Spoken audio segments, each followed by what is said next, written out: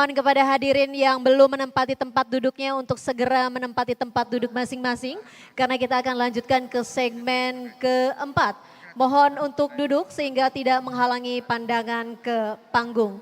Sekali lagi kami sampaikan bahwa debat ini disaksikan secara langsung melalui siaran TVRI NTB dan juga live streaming baik di YouTube TVRI NTB dan juga YouTube KPU Lombok Tengah. Kita harus menghargai saudara-saudara kita yang ada di rumah yang juga membutuhkan esensi debat pada malam hari ini. Baik, di segmen ini para calon bupati akan saling tanya jawab dan merespon tanggapan. Jika kemudian waktu masih tersedia, maka calon wakil bupatinya dapat menambahkan. Perlu diingat bahwa pertanyaan yang nantinya akan disampaikan harus sesuai dengan tema utama, yakni menyelesaikan masalah publik dengan kesejahteraan. Adapun subtemanya saya ingatkan kembali, yakni kesehatan, pendidikan, infrastruktur, dan sosial. Jika menggunakan singkatan atau istilah asing, maka harus disertai dengan penjelasannya. Dan saya persilakan calon bupati nomor urut 1 untuk bertanya kepada calon bupati nomor urut 2. Waktu bertanya 60 detik dimulai ketika Anda berbicara. Silakan. Baik, terima kasih. Pak calon bupati Lombok Tengah, berdasarkan data statistik, angka gizi buruk balita kurang gizi dan ibu hamil atau kurang energi kronis yang masih tinggi di Kabupaten Lombok Tengah. Kira-kira apa strategi daripada paslon nomor 2 untuk melakukan penurunan terhadap angka stunting tersebut? Terima kasih. Baik, cukup dengan pertanyaannya Bapak? Bisa saya tambahkan? Baik. Sudah atau ditambahkan cukup? Cukup. Cukup, baik, waktu kami hentikan. Saya persilakan calon bupati nomor urut 2 untuk menjawab. Waktu Anda 120 detik dimulai ketika Anda berbicara. Silakan. Terima kasih.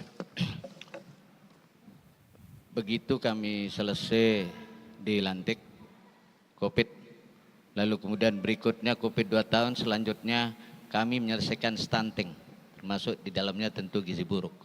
Pada posisi itu 22,8%. Hari ini di posisi 10,12%. Bahkan stunting kita terbaik nasional. Nah, 10,49. Bahkan kemarin dapat penghargaan dari pemerintah pusat sekitar 6 miliar. 22 miliar. 22 miliar. Itulah yang kami sertakan ke SD-SD untuk menambah dana alokasi khusus membangun sekolah-sekolah termasuk rumah sakit. Nah, kondisi ini tentu kami bersyukur. Penyelesaian stunting bukan hanya saja persoalan pemerintah, tapi seluruh elemen. Dinas Kesehatan, kader posyandu, kepala dusun, semua bersinergi, termasuk sampai RT-RT, itu semua menyisir kondisi itu.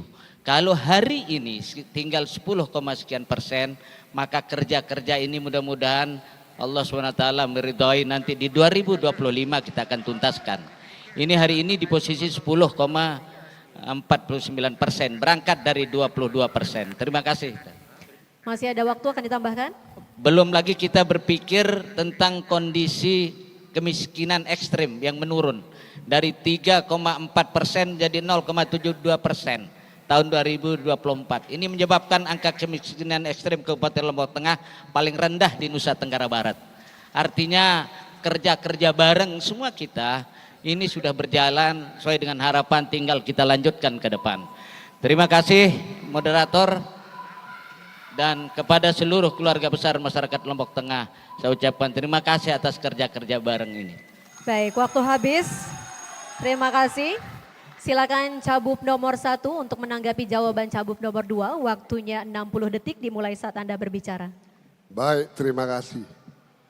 Kalau tadi saya tanyakan, kalau melihat data statistik berdasarkan data BPS, bagaimana kita akan membuat kebijakan ketika kita tidak mengetahui berapa banyak masyarakat kita yang stunting. Tadi disampaikan bahwa yang namanya provinsi gizi buruk itu 13,34%.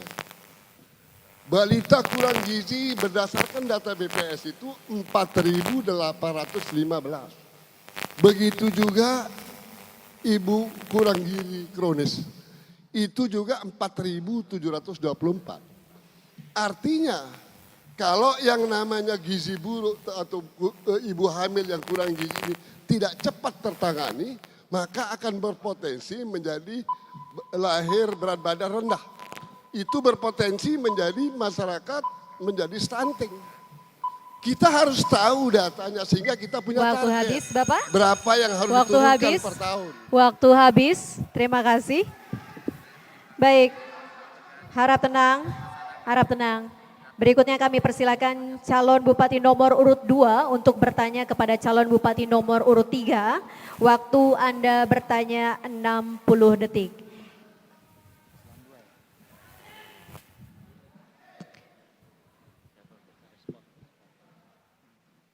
Silakan calon bupati nomor urut 2 bertanya kepada calon bupati nomor urut 3. Waktu Anda 60 detik, silakan. Terima kasih. Kami kembali ke persoalan tadi yang disampaikan oleh calon nomor 1. Seiring dengan beberapa hal yang tentu harus kita selesaikan. Data angka kematian bayi AKB telah menurun, Pak. Dari 10,18 tahun 2022 menjadi 6,6 tahun 2023. Apa strategi Bapak untuk menurunkan angka kematian bayi lebih rendah lagi? Baik, masih ada. Baik, Baik, harap ditunggu. Waktu masih berjalan, kami hentikan. Karena sudah cukup dengan pertanyaannya. Baik, waktu kami hentikan. Silakan calon bupati nomor urut 3 untuk menjawab calon bupati nomor urut 2. Waktu Anda 120 detik dimulai saat berbicara. baik, terima kasih. Pertanyaan yang disampaikan oleh nomor urut 2, hal-hal yang kami akan lakukan untuk menekan angka kematian bayi, ini terutama di dalam kaitan dengan posyandu. Jumlah posyandu yang ada di Lombok Tengah ini adalah 1.737. Kemudian kadar posyandunya adalah 9.099. Artinya ini akan kami perhatikan insentif kadar posyandu. Dan insya Allah kami akan naikkan menjadi 100% dari jumlah yang didapatkan sekarang untuk kadar posyandu.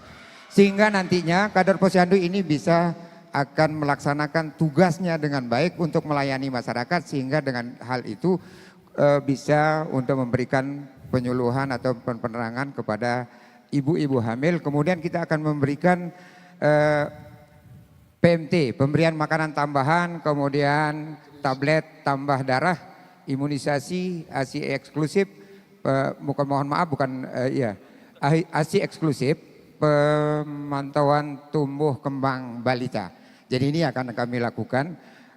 Jadi itu yang intervensi spesifik. Kemudian intervensi sensitifnya, bagaimana kita bisa memberikan air minum dan sanitasi layak, bantuan iuran JKN, bantuan pangan, KB pasca persalinan, edukasi cegah stunting.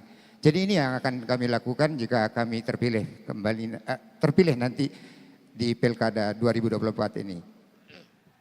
Ya, saya tambahkan agar tidak seperti saat ini kita sibuk untuk memberikan seragam dan kerudung untuk kader posyandu. Tetapi kita lebih fokus untuk memberikan insentif sampai 100% dari saat ini yang hanya Rp150.000. Terima kasih. Baik, waktu habis. Mohon tenang.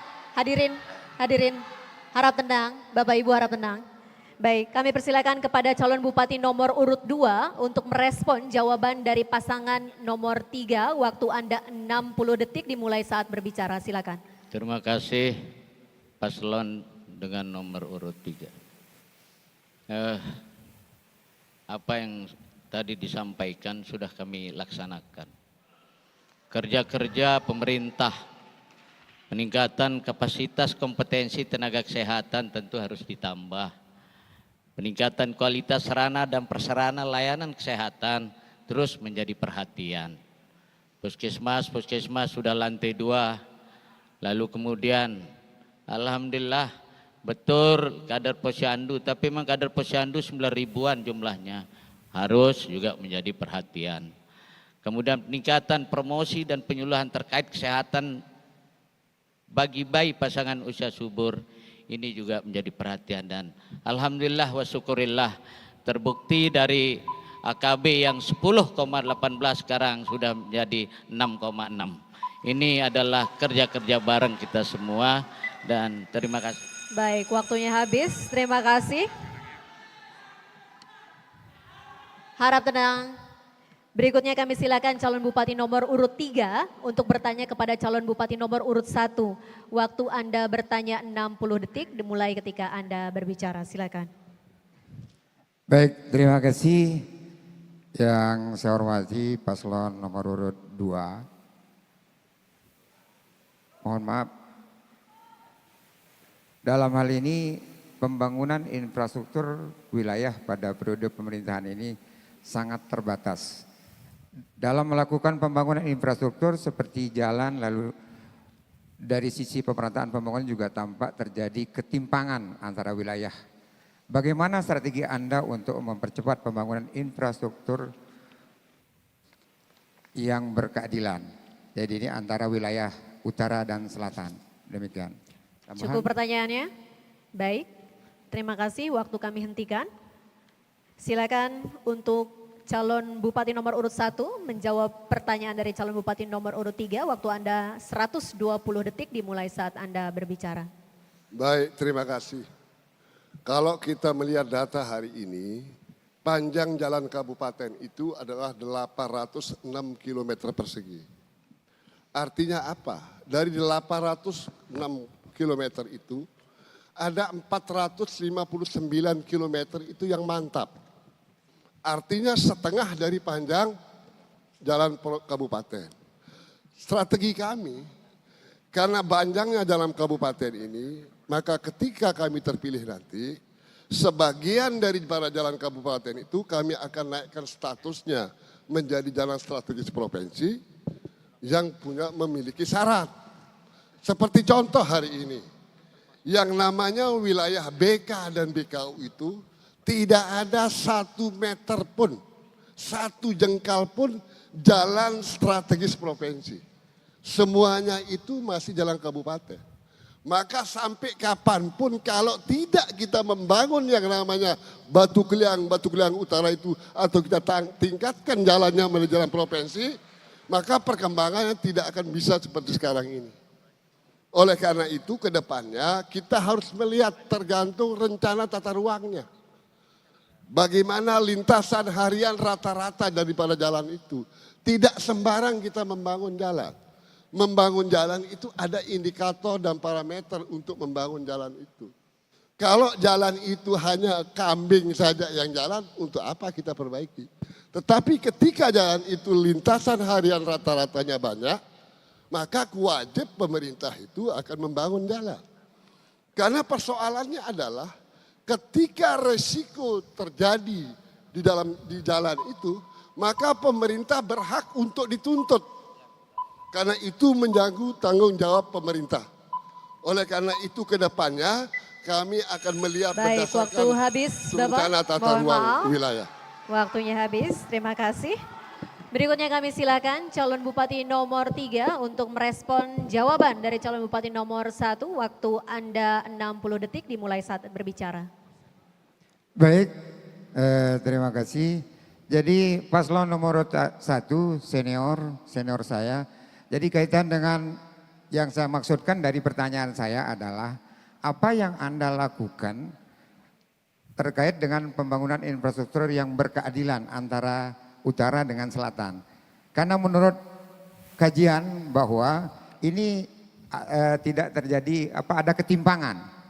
Jadi kalau menurut saya ini harus kita lakukan pemerataan pembangunan di seluruh bagian dari wilayah Lombok Tengah. Sehingga karena infrastruktur ini sangat berpengaruh terhadap pertumbuhan ekonomi kita. Agar jangan sampai hal ini justru mengganggu kondisivitas daerah. Karena sering terjadinya masyarakat demo ke pemerintah daerah untuk meminta dibangunkan jalan ataupun infrastruktur lainnya di wilayah Lombok Tengah ini. Ini Waktu yang saya habis, maksudkan. terima kasih Bapak. Ya demikianlah untuk segmen ini, segmen kelima. Ke depan kita akan kembali melanjutkan dengan saling melemparkan pertanyaan dan tanggapan dari para paslon khususnya untuk calon wakil bupati. Untuk itu tetaplah bersama kami di debat terbuka pasangan calon bupati dan wakil bupati Lombok Tengah 2024.